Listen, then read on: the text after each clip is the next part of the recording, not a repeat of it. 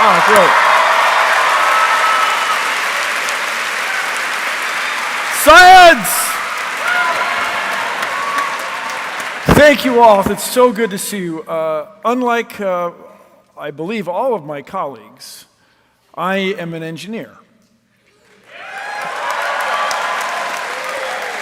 I mean, let me emphasize, like my colleagues, I'm a human, but engineer. And maybe some of you saw that right away. People recognize you at parties. Hey, you're an engineer. Your pants don't reach the floor. That's how you can tell. Hey, listen, man, can you fix the blender? I mean, you're the engineer. Yeah, I can fix the blender. Here's what you do. Hold the plug in the wall firmly. And then just hold the blender motor under some cold running water. Now, see, that's funny if you're scientifically literate.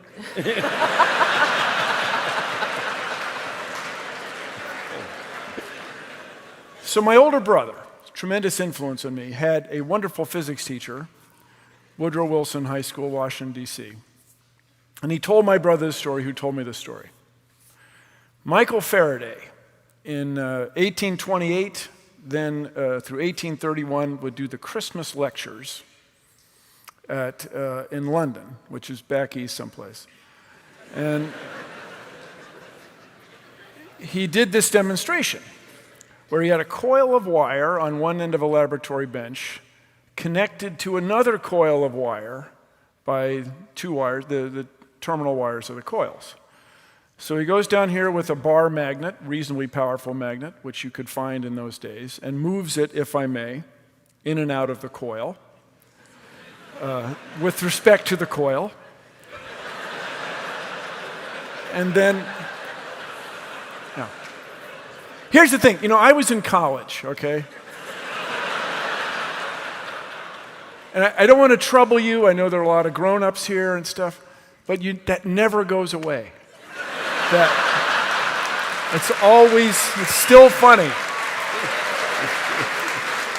The X, Y, X, it's still there. So he moves the magnet at this end of the table, and the compass needle moves at this end, as if by magic.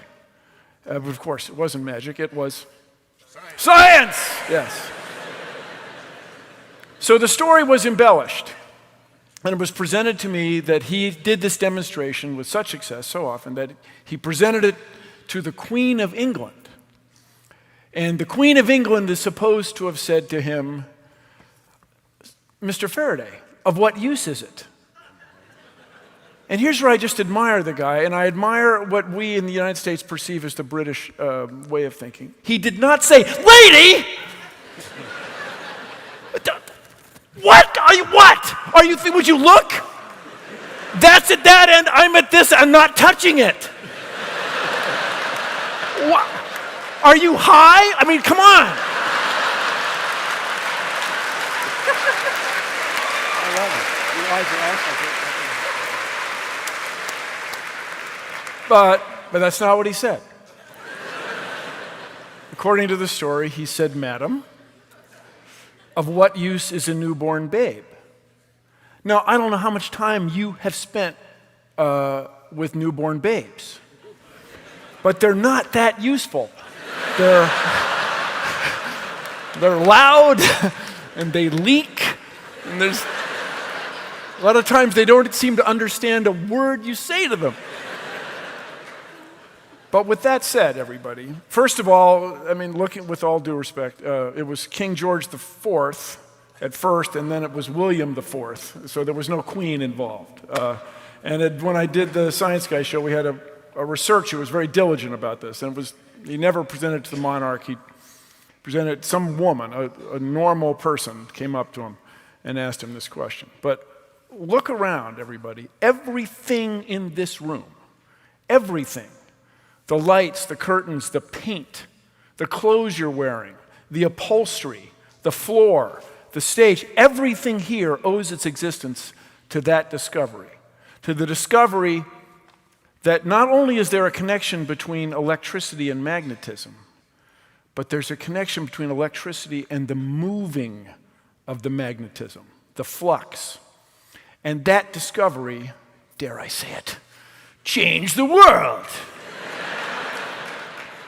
But this process of science that this guy spent, I guess, he took tremendous pride in his demonstrations, and he really perfected this to show it to people. This discovery had a deep effect on me. Now, when I was a kid, I delivered the newspaper. I was a paper boy. That was the title. And in the Washington Post on Sundays, there'd be Ripley's Believe It or Not. And it's still there. It's a different paper, but still there. And it would say from time to time, they would run the story roughly, according to aerodynamic theory, bumblebees cannot fly. And this made quite an impression on me. And I spent some time watching bumblebees. And it became clear to me that the bees are fine.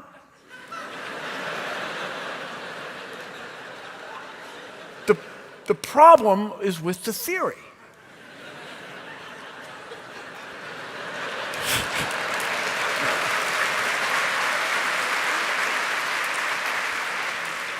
So I wonder, continually, how many things are right under our nose that we just don't know anything about. I had a Sky Streak airplane, which are still manufactured, and the older boys showed me how to lubricate the rubber motor with dishwashing soap, and I wound that thing up, man. I wound up that rubber band, and I got the thing wound up 350 turns, man.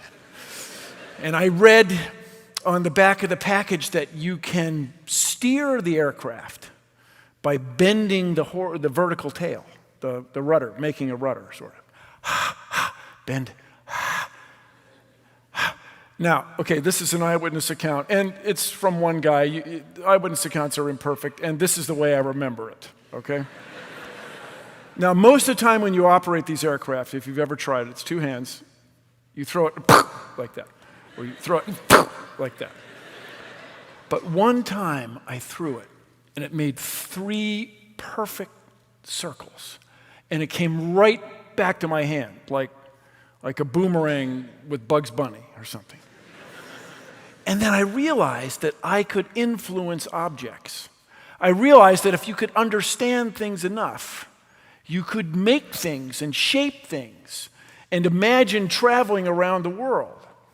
And you could do it with a balsa wood airplane. Just think what you could do if you worked for a big company like Boeing. And that's what I ended up doing. I worked on 747s. Relax, everybody. I was very well supervised. But these things that happen to you when you're a little kid influence you so much. And I'll bet you everybody in here who's a science enthusiast got excited about it before you were 10 years old.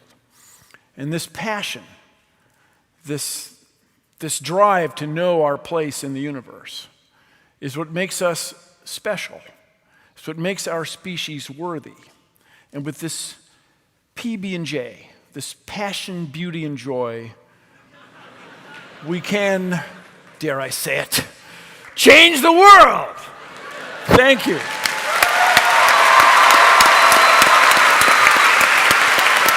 Be engineers, you people. Thank you.